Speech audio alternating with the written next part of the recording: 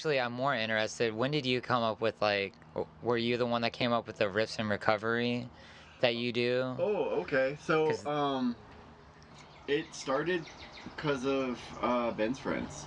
I would say I started going to Ben's friends, and a year after I got sober, a year after I stopped drinking alcohol, I'll put it that way. I was in isolation for the first year of my sobriety and just in Chester trying to do my thing. And then I found this place and moved to Richmond. And then not long after that, my friend Bobby, who I had mentioned earlier, had told me about Ben's friends. And, you know, it's a meeting group, all recovery, it's not 12-step, it's for people in the service industry, like the restaurant industry.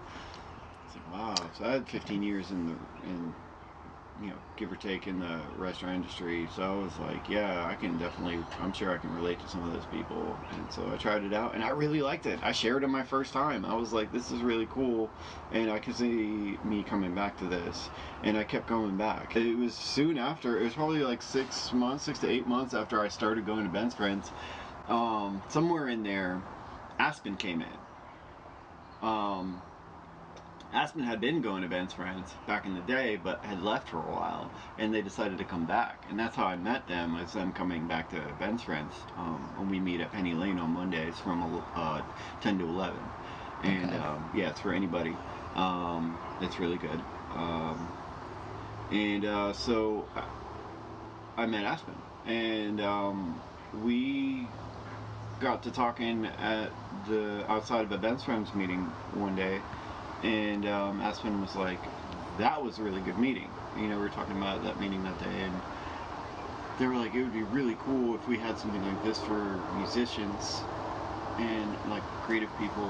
And I was like, man, that's really cool that you said that, because like I've been thinking about something similar for a while now, but haven't really talked to anybody about it, because there's like people I wanted to invite to Ben's friends. It is for everybody, but I can see why people wouldn't feel included, Right. even if they are invited. So I thought that idea that Aspen had was amazing, and I was like, you just basically said what I'd been thinking of. You brought it to fruition, and I was like, well, it was really clutch timing, because I was working at Gallery 5 at the time, and I had been picking up more bar shifts. And so they ended up giving me a key like a week before Aspen and I had that conversation. So I was like, well, let me ask the board if we can do meetings there. Yeah. And it was like unanimous, yeah, of course you can do meetings there, especially because we picked a Monday, and that's usually a day that not a lot goes on. Right. Because like we would like to do it on a weekend or something to make it more available for people, but the Monday just worked for both the nonprofit gallery that Gallery 5 is, because they need to pay their rent. They need those weekend days to bring in people Right. and stuff like that. So as long as, you know, we're not competing, as long as an event is not competing with a money-making event, they have no problem letting us use the space. Yeah. So it was beautiful that they let us do that, and you were in the perfect position to like organize it, especially being that you had the key, so nobody had to do things on your behalf. You can kind of just show up, handle it, and then go on, and nobody else really had to pick up slack for you in order to accomplish it. Yeah, as being like an experienced staff member there at the time, I was able to, you know, facilitate all the facilities for everybody, make sure I know where all the things are to stock paper goods and trash bags and stuff like that, just like all the amenities. And yeah, being the person on point to be able to unlock and lock the door, and run point if there's any, you know, communication that needs to happen. And it's just like Gallery 5 has just been an amazing haven for creative people for the past 20 years. But for me, for the past 2-ish years, just being, you know, a host, being a bartender there, and just being able to be still in the music scene while I also work as a painter, painting alone mostly, and just kind of on my own. And so that kind of gives you an anchor back into the community. Yeah, because that work is very cathartic, very like zen, and I can just kind of do my thing.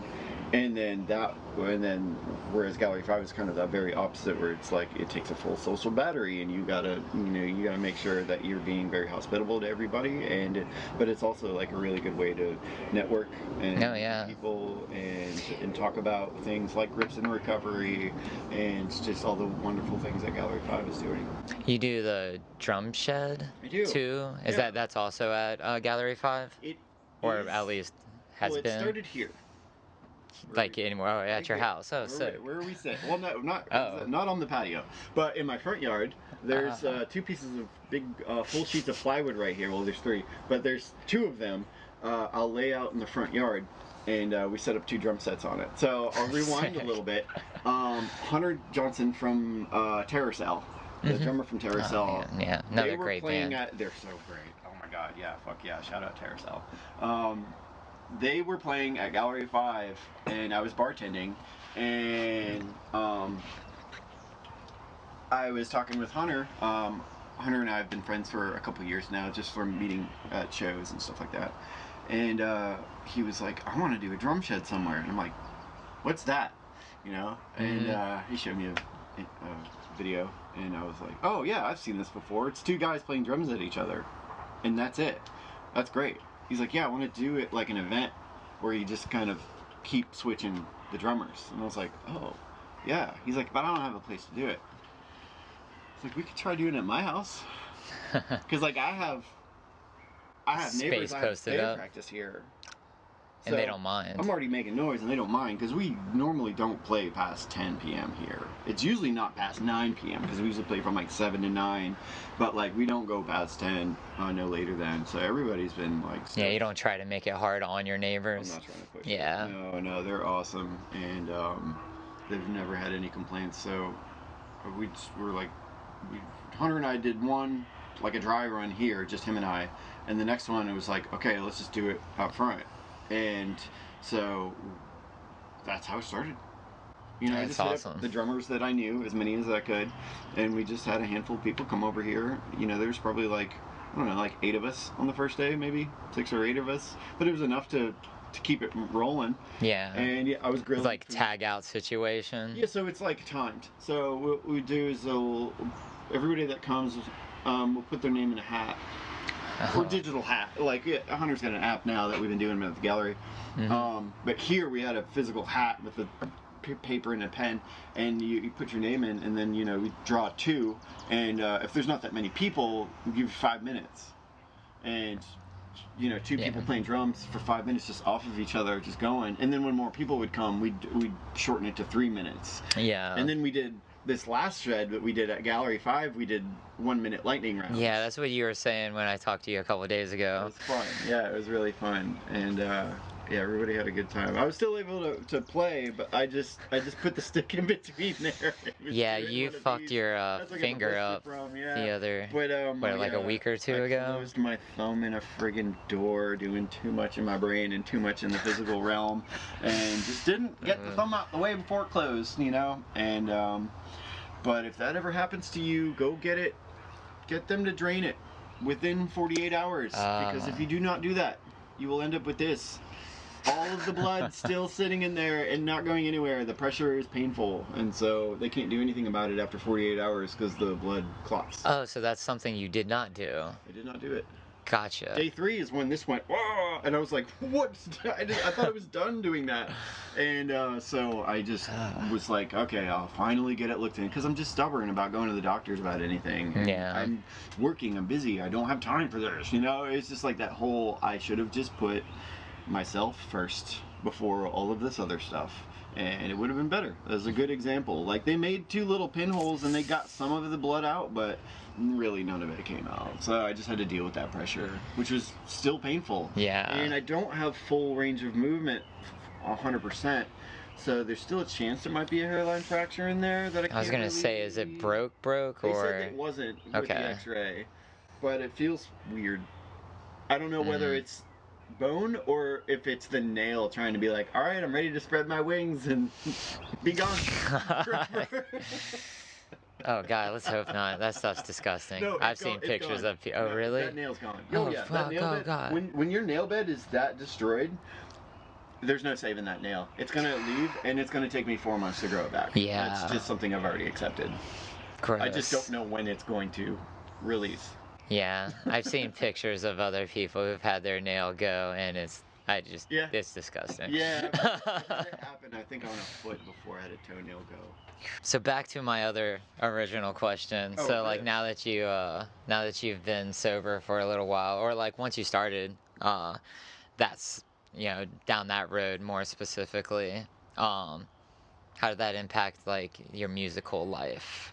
Like, did that have any real effect? Yeah, yeah, it did. It Because at that stage, like right now, I know you play in Pyramid Mass and Gorak. hmm Are there any other bands that are happening? I have a solo project that I work on, and I have an EP, a full length, and I'm working on another thing. Oh, sick. The EP and the full length are already out. What is the name under that? Is Ghost that in Human Shape. Ghost in Human Shape? Okay. Mhm.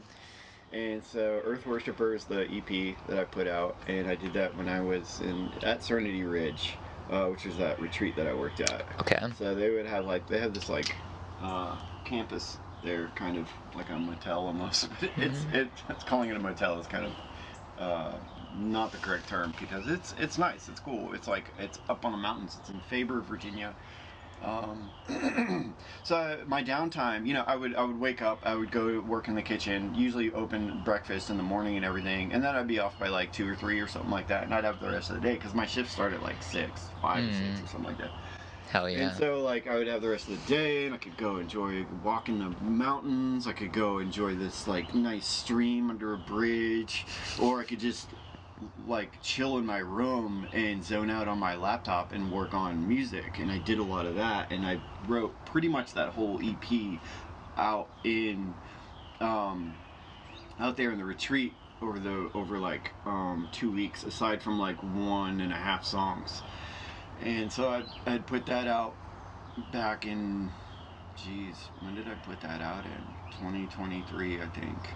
It was at the end of 2023, I think. And then in 24, I think I put out my first full length, which was Floating Teeth, and that one I did here mostly. And that's What fun. style of music is that kind of veering in? I think that's the one I haven't listened The to. ones that I've actually. released are more like nostalgia, electronic, instrumental, some video game-esque type things going on. Yeah. Soundtracky. Floating Teeth is it's all drawn in. It's none of it is me actually recording anything live that I'm doing, so it's all electronic. There might It's so funny. We have way too much actually in common.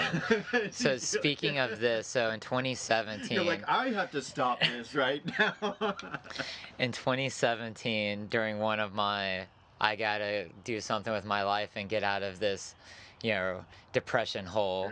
Yeah. I was in Austin visiting a cousin. I came across this link that was like, come work at a Buddhist retreat in New York. So I was like, I'll apply. They're like, cool, let's do an interview. I do this interview while I'm still in Austin over like Skype. Somehow get the job. So then like 2 weeks later, I moved to New York, way up in the mountains, like in the with like the Catskills area. Yeah. And I go and live at this retreat where they just do like yoga retreats and shit all summer.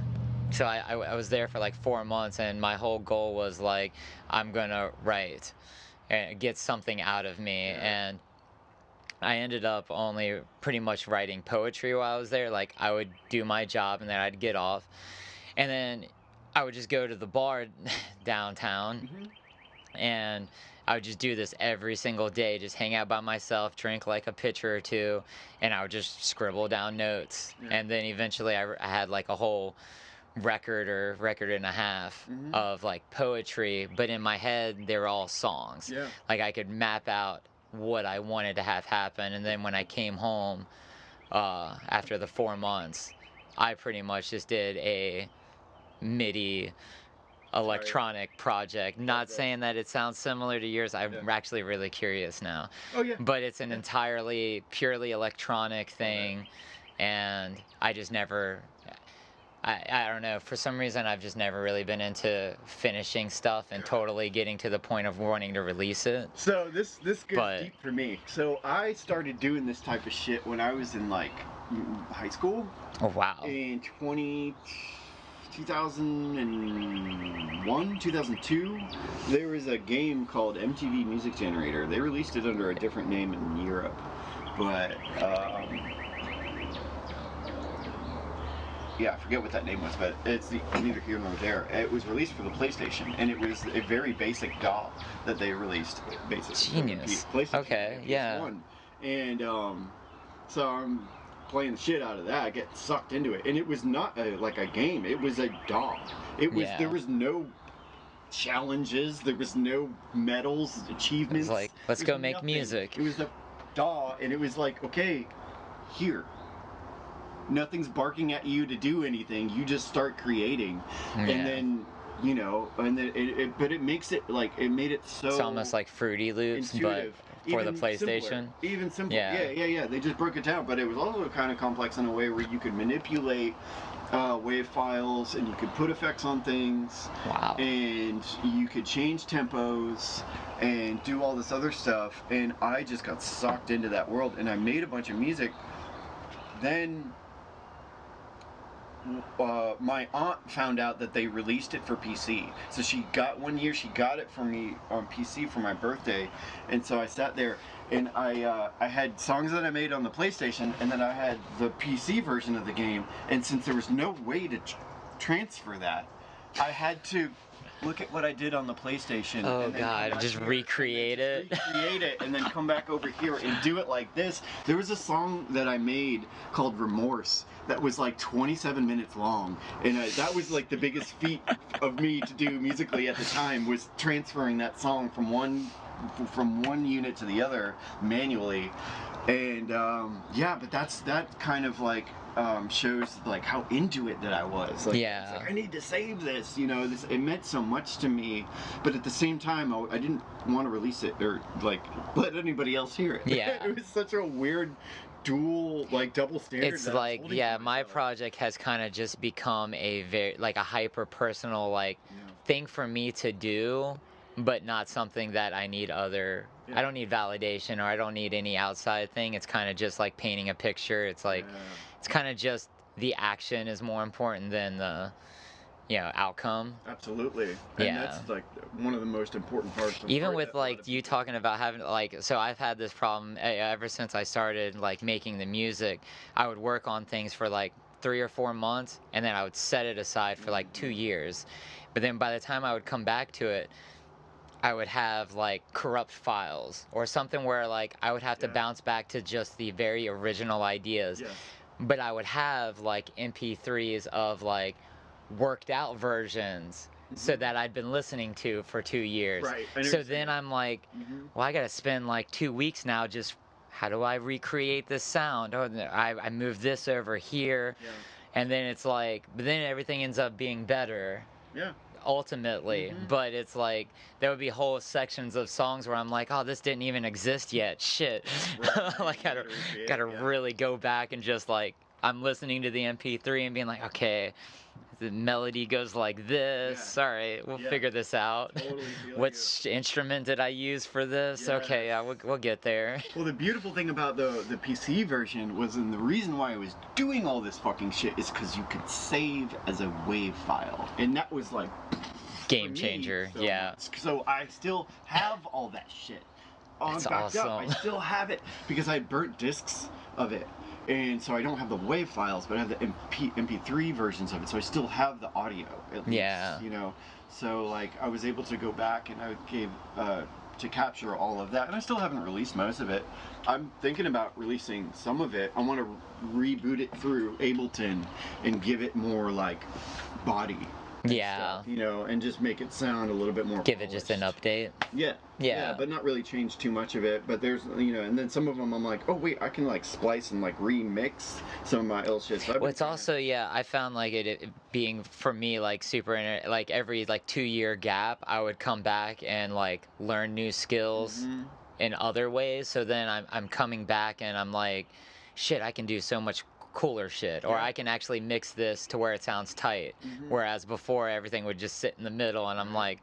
like, it sounds cool. It's really clunky, but Totally. Yeah. um, And that's but it is cool being able to go back and like finesse stuff yeah, with absolutely. like new skill sets. So that's where all that started for me, and like I just really enjoyed it, and then I just put it on the shelf for years and years and years and years. I started playing music. I started playing. I guess I was playing drums at the same time, but it was like I started drinking. You know, I started drinking. I started smoking. I started doing Takes a lot things of time. that take time and distract you and suck all the motivation out of. And so it really, I dabbled in it here and there, but it wasn't until I got sober that I actually was like, I will need to do this thing for myself. And that's when I started working on Earth Worshipper again. Like, that's when I started going back to music. I learned Ableton. I figured out how to do it as much as I could, because I learned trial by fire mostly. I usually don't have the patience for tutorial videos and shit like that. Yeah, As much unless there's information. one very specific thing that I can look up and I'm Yeah. like, I know I need to learn how to do this very specific thing. Yeah. Yeah, everything else I'm just turning knobs and I'm like, doesn't sound good. Sounds a little better. Yeah. I'm more so looking up things to get over a hurdle than just getting the basic spread of it all. Yeah. Yeah, totally. I'm like, I want to just barrel through this, and I'll get scars and whatever. It's fine. We're gonna do it. And so going back to Ableton and really being able to like figure it out, and I was like, oh my god, this is a lot like Music Generator. And I noticed that I could use applied skills, which is like, as soon as I can tap into an applied skill that I've used in another realm, I'm like, oh, this is easy. I can do this. So like I started working it, and that's how Earth Worshipper came to be, doing that stuff. And then I just kept going with Floating Teeth, and now the next installation, the idea is to do something kind of peaceful and then do something chaotic and release it as a double EP thing. How would you describe what you've done so far, since I haven't heard it? Is it more on the That's- chaotic side that's or more on the like all- ambient So this is kind of side? I've kind of taken a gear shift with a genre switch with the new stuff that I haven't released any of yet. So the older stuff is a lot more electronic, house, dance. Okay, so you end up more like more of like the dance style, because that was the one thing like I think I started making music, but I I wanted to be in a band, but solo. So I'm making a lot of my songs sound like they're almost like rock songs, except instead of guitars, they're synths. Cool. In a Yeah. weird way where I'm trying to make them sound like guitars. Right. You know? I have no lyrics for any of the material. Okay. All instrumental. So it's That's all, cool, too. It sounds like it could be video game music, straight up. You know, I mean that's like Yeah. that's the easiest way for me to describe this stuff, is that it could just straight up be video game music. But then like on Floating Teeth, I have a noise track. Oh wow. It's just okay. It's the fourth track, you know, and it's just creepy and just a repeating noise. It's me opening and closing a dryer door at a laundromat. Wait, no, it's no. Okay, Matmos. I've done that. That one's in. I did no. The laundromat was me spinning the inside drum of a washer because it had a squeak to it. Oh yeah. And I put that in the new thing. But the other thing that I did, the noise track, was a dishwasher door that I was opening and closing because it was so old and rusted, and it has the springs in it that it would just go this whole frequency of this. I should say this whole spectrum of sounds. Like different sounds, yeah. Yeah, and some of them captured like crazy bass on it too. And I was like, this sounds amazing. It was somebody's house that I was dog sitting at, you know? And so I was like, record. I'm Yeah. just gonna do this. And I did it a couple times and then did it slower, and then that was it. I captured that, and that became the noise track. And I layered other stuff on it, reverb, amped up the bass when that came through, you know. And so that's like nothing like the rest of the album, but I like doing stuff like that where it just like puts you into a sonic space where you're like, well, I'm not listening to music, but I am doing something. So I'm just gonna kind of analyze what, like, it's not chaotic noise where it's just like, I gotta get out of Right, here. like a What's horror going on? soundtrack kind It's of, just yeah. like, what? I like doing stuff where it just feels like there's some progression going on. It's more meditative in a way. It's still It's still the squeaks aren't really meditative. Fair. So it has a little bit of both. You know, there's a little chaos, but then it has like that hum. You know, I'm sitting here trying to vocally describe the noise track too. It's hard. Yeah. But you know, so there's that in there too. But like the new stuff that I'm doing, I recorded myself playing drums and I put vocals on it. So for the chaotic stuff, it's like industrial black metal. So it's like a complete departure from what I was doing before, but it's like exciting for me to get into some like gritty, like more just, I hate to call it angry music, but it is very angry, and there's a lot of the lyrics Angry, or at least aggressive. Yeah, it's very aggressive, and like being able to orchestrate that myself is very new to me because I'm used to being in aggressive metal bands. We're just playing, you know, making, you know, heavy music with other people.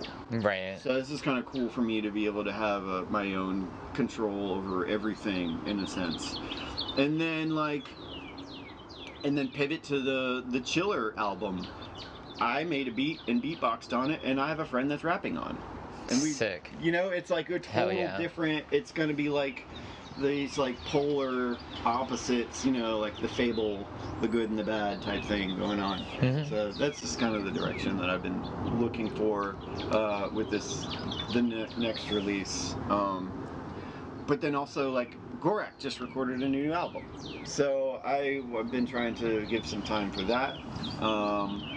We are. Do you have a time frame when that'll be like finished and we've had out? a couple snags in the mixing process, but it's totally fine. You know, these things happen, and so we're just waiting for the next pass, and then once we get through mixing and are ready to master, I think we're going to have more of an idea of when this is all going to be ready. But we would like to say, you know, early fall. Oh, so that's not too far away. Yeah, but I could be completely lying. So, you know, it might be early winter. It might be, you know, who knows. You say those songs have a little bit more of like a controlled approach to it, as opposed to like the earlier records were kind of chaos. I feel like we've evolved a lot. You know, for being is it drums and saxophone, right? Still that. Yeah. We're still doing that. We have evolved. We took a 5.5-year hiatus. COVID knocked us out of the park because we both had a lot going on, and then that just, you know, the priorities just came to surface, you know, when COVID hit, and then we had to trim the fat, and Gorak unfortunately just happened to be one of those things that neither of us had enough time for. Yeah. But for the 1 year Riffs and Recovery anniversary shows that we did last year, we had 3 shows at Gallery 5, and I was talking to Tristan, who books at Gallery 5, who plays with me in Gorak, and he was like, dude, one of your bands has to play one of these 3 shows. And Pyramid Mass couldn't play any of them. And so when I told him about that, he was like, we should bring Gorak back. And I was like, fuck yeah, dude, let's do that. Yeah. I was stoked to hear him say that, and I was about it. Was that last year? Or was that for... Yeah, that was last year when we came back for our big comeback. Was the last show on, I think it was the 27th or 8th of July last year. Or no, 2020... Yeah, 2025, because that would be our 1 year. Cool. We started in 2024. And so yeah, we just Yeah, wow, kept yeah. So going. you've been doing the Riffs Recovery too for It's almost over 2 2 years years? now. Wow, Yeah, it's coming up on 2 years. that's sick. Yeah. Yeah, and it's kind of like we were saying, like it's cool how like doing one good thing kind of leads you to another good thing kind of coming about, like the Gorak. Yeah. Uh, like who Totally. knows if that would have ever came back if you Maybe weren't not. doing that. Right. Yeah, if we were doing riffs and celebrating riffs, and Yeah. Tristan was excited to celebrate it with me, but like he wanted me to be there at the show in a capacity that I wasn't able to, and he was able to Mm, make time to bring this thing back from the grave that we had put on the back burner for so long. So. yeah. And then we were just like, that was a lot of fun. We missed how much fun we had with it. And that's another thing I'll say about how sobriety has affected the way I've approached music is the fact that like I used to get really frustrated in the room with when we were playing with Gorak is because like I just didn't know how to voice what I wanted. And Mm, since it was just the two of us, there wasn't any way to kind of get what I wanted out of anybody else. It was either it was me or it was Tristan, what Tristan wants and what I want, and it was just like doing the dance back and forth. I had nobody to team up with to be like, I can get this person to agree, and then we can do it this way. we can vote them Yeah. out. Yeah. So it's like, of course, like I was used to a whole lot of a whole different mindset because back then when Gorak, you know, Gorak stopped in COVID. I was drinking back then. I was doing a lot of things differently than I do now. Mm-hmm. And so just like being able to approach it with a fresh mindset, I have the patience now to be able to collect myself and I have the confidence to be able to open up my mouth and kindly put how I want something to be in the band nicely Yeah. and respectively The like to communication skills. communicate in Yeah. order to get the thing that I want in my brain to hit our ears. Yeah. Without us fighting about it and without either of us I was shutting gonna down. say, the fighting part of Yeah. things With usually. not fighting and bottling it all up. Mm-hmm. And just like the increased tense, the increased, just the tension in the room. Yeah. Which a lot of it, like I found, especially whenever I was, drinking or smoking, like a lot of the tension that I was scared of, I think was way more in my head. Oh yeah, absolutely. and Yeah.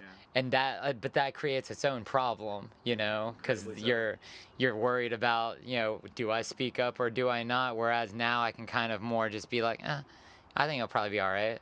Dude. Most my things are gosh. usually all right. Or it's even like running into people like, like I said, after I had inadvertently like cut off like 95% of everybody in my life, you think everybody hates you. And then as I'm like running into people, it's the weirdest experience where like nobody does. Or like Yeah. I don't get any of this animosity that I was expecting. Mm-hmm. Even like running into like people from the label days, Yeah. like you, I would imagine people would just be like, fuck this guy. Because, I stopped talking to everybody. It's that theater of the mind shit, dude. I lucked out where like I didn't, it wasn't a case of like me stealing people's money. It was just literally just one day just being like, I can't talk to people and I'm not doing this anymore. Yeah. But that's still fucked up. Like you guys were done. Your band at that point was done by the time I was done.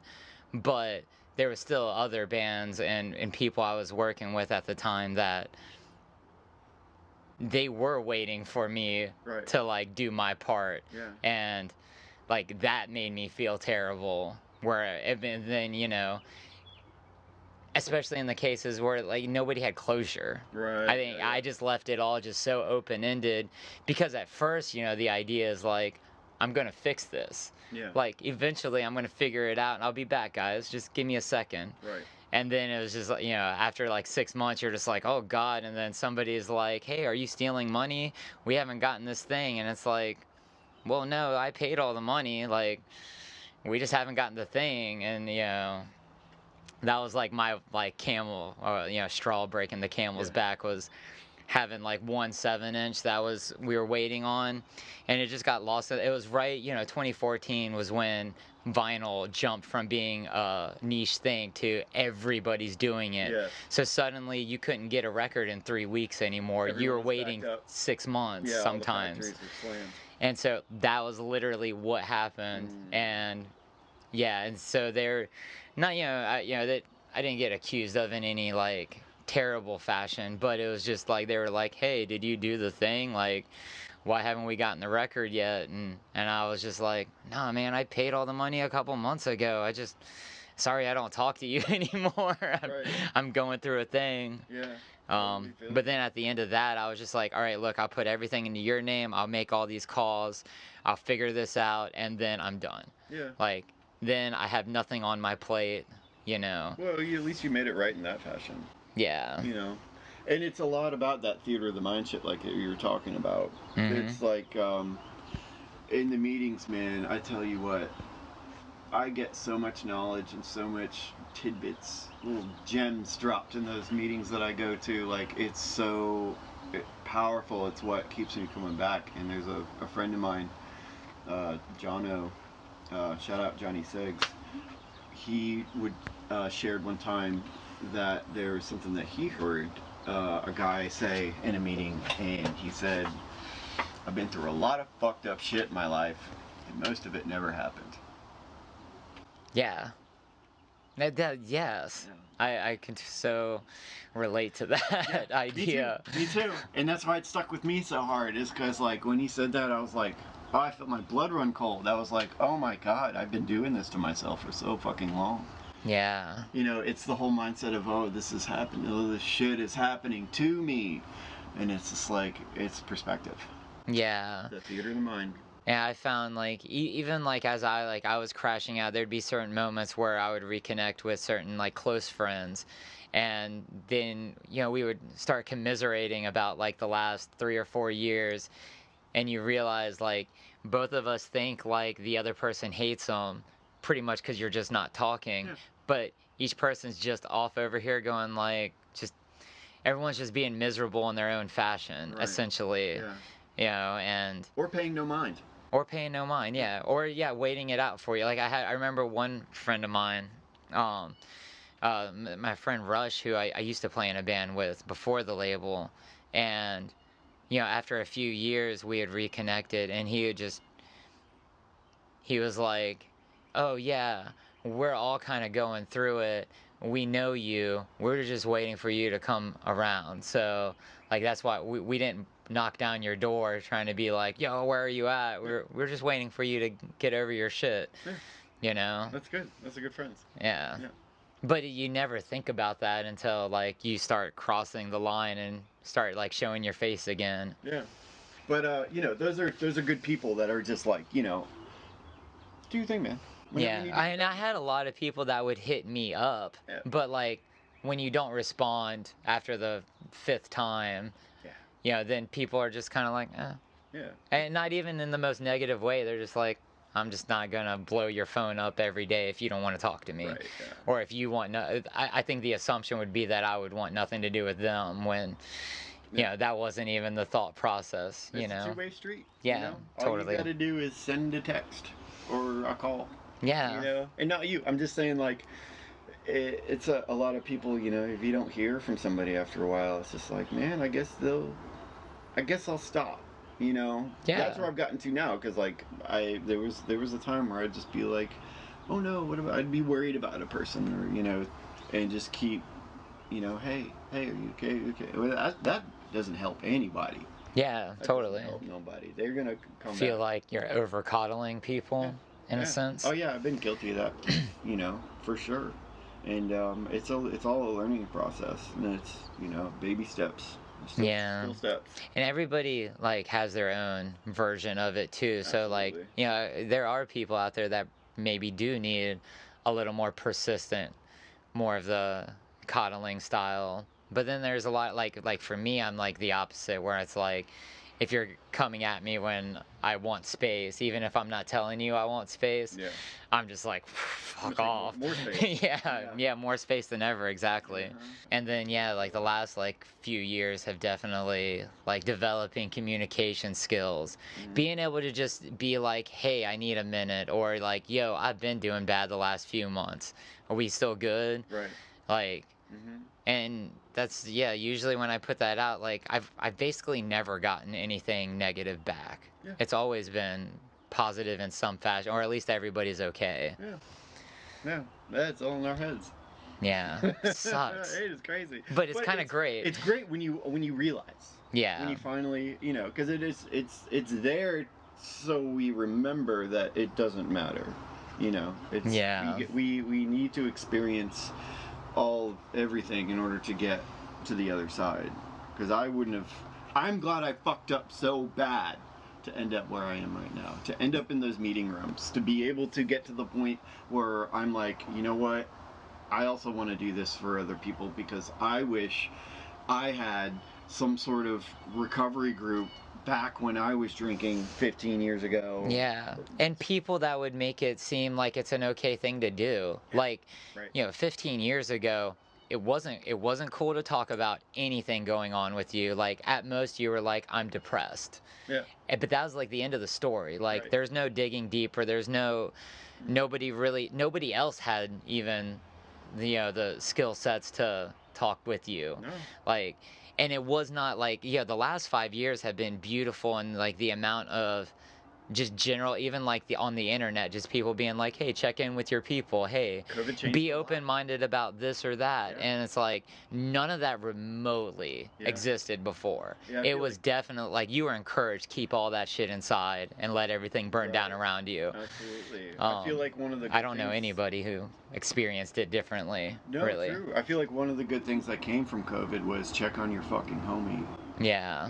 So like mental health, like BetterHelp. I don't know when that was established, and I'm not trying to be an ad for that, but I know that those type of services came around. It really shot up, like remote therapy and doing like I have a remote therapist. It's not BetterHelp. It's something completely different. Mhm. But I found that therapy works for me, and I Yeah. didn't give it a chance for so long because I was such in the mindset that like it wasn't gonna do anything, especially remote. I was just like, because when I first started like attempting, I was like, well, it's got to be in person. And then this one that came up, it didn't. They wanted to do the intake through Zoom, and I was like, all right. And then I was like, oh, actually, this is kind of cool, and I actually have like I can connect with this person, and so it just opened a door for me to be able to like start going back to therapy. When I had seen a therapist when I was younger, but this was just totally different. And now that I'm sobriety, or now that I'm in practicing sobriety, I'm in recovery, I'm have a clearer mindset. It's so much more helpful to be able to talk aloud about my ideas and my thoughts with somebody that I don't, there's not a friend, there's somebody that's not just like, being heartfelt affected by every single thing you're saying. Right, yeah, I'm not trying to dump my purse out on all my friends. Mm-hmm. I want to have a space where I can do that. I still want to talk to my friends about what I'm going through, but I don't want to have to feel like I have to relieve all this pressure out because I've been holding it in for so long. So it helps me mitigate that too. And having that as part of your routine, like weekly, or I don't know how often you do that, but weekly or monthly or something. Once a week. Yeah. Once a week, I have an hour therapy session over Zoom, and I usually just do it in the kitchen, and it's chill. Yeah. It's helped me work through a lot of things mentally, through relationships, family. I will say having a therapist for the first time and navigating romantic relationships and sobriety is game changer. Highly recommended. Just seriously, to be able to like talk about like things to a third party, to be able to work out the way you want to say something to somebody. And because sometimes even with the best of intentions, you're coming off either too abrasive or too, I don't know, too much one thing or the other. Yeah. That you just you're blind and you don't see it that Yeah. way. It doesn't register yet. Offering another perspective is something that is usually something I find very helpful. Yeah. My therapist is good at that. So Yeah, I find that like recommend it. I have another friend of mine that they moved away, so we talk on the phone every once in a while. But we're very good at like being each other's, perspectives on what's going on in each other's lives, Yeah. and it's a good back and forth where we're just trying to steer each other in the best direction, but it's like point out the blind spots, like, hey, I'm thinking about this, what do you think? Yeah. And it's so helpful. Yeah. I guess lastly is bringing us up to speed with pyramid mass. Yeah. So unfortunately, because I smashed my thumb, had to cancel a show this past Saturday at Richmond Music Hall. I think that was the catalyst for me deciding to like hit you up about talking on here. Bandmates, very understandable. Everybody was cool. Like, I felt so bad. I was like, this was such a good opportunity for us, especially since we released Gargling Rot and then Joey and Nick had children. Joey already had 2 kids, but had his third, and then couple months after Joey had his third, Nick had his first. So we played 1 show last year.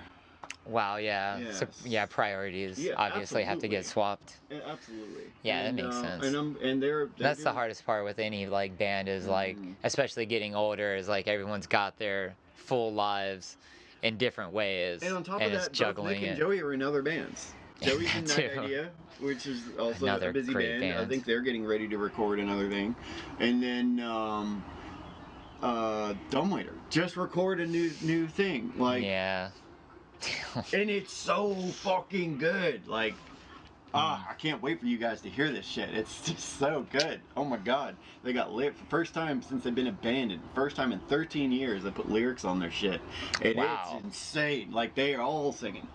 Yo. Even the sax player. That's so sick. Oh, Even the that's so saxophone different. player. Yeah. Yo, Already. it's really cool, and I'm totally repping them right now because I'm stoked on their new release, and they're all my homies. Yeah, so Nick's he had all that going on. He had the kid going on. Joey's got Night Idea and his family, and so it just was like, we had a really great release, and let's just chill. So we had our first show back at Banditos. And That's another one of my favorite spots for shows in Richmond. Great now. They got rid of that whole extra bar in that area, and they opened up the whole floor, and oh man, it's so tight. So that was a really cool show. And then the Camel show that you saw. So Yeah. that was the last one that we played, and we were gonna play the Richmond Music Hall one this past Saturday, but we couldn't because I smashed my thumb. But it's okay, and we're just gonna keep playing shows. Yeah. We're not writing right now because we really didn't play much of the. You kind of still in support of last year's. Yeah, because it's like we didn't really release. get to play that for anybody. We released it. I mean, that's kind of the And it's way so good. Like the production and everything. Like it sounds huge. Fuck yeah. Kevin Bernstein from Developing Nations is a genius. He is when it comes to gritty, heavy, dark type, and atmospheric, and It's very spooky atmospheric, type yeah. shit, like he thrives, and he just loves to push the limits on things, and like if you blow a speaker, great. That we're keeping it. Yeah, we might keep it. If it sounds good, we might, and it probably will. It's just like he's not afraid to kind of push boundaries, and he's so open to ideas. He's gentle with his own, but he's firm when he believes in something should go a certain way, and he's usually fucking right. He knows what the fuck he's doing. He's incredibly talented. He also makes guitars and shit too. He's the guitarist in Triac, like one of my favorite grindcore bands. Like, and God, I forgot. Okay, that's Hellbear who played that with is. them back in the day. We Yeah. did a small tour. It was way before. It was when we were still a three-piece. Before we broke up the first time, and we did. It was Street Pizza and Hellbear. And Street Pizza had Nathaniel from Dumbwaiter in it. Wow. And so. Man, you got a lot of mad history. So Street Pizza was Joe from Inner Arma. God. Joe was in Inner Armour for a stint, and then Eric Clater, and Eric played in Petrichor Oh yeah. for a bit too. I like them. Yeah, they're amazing. So that was Street Pizza, and they were Power Violence, and then Hellbear was like thrash metal, and so we went on our Street Pizza Hellbear little outing. And played at the Bell Foundry in Baltimore, and that was with Triac. And that was the first time that I had gotten to play with and really see Triac.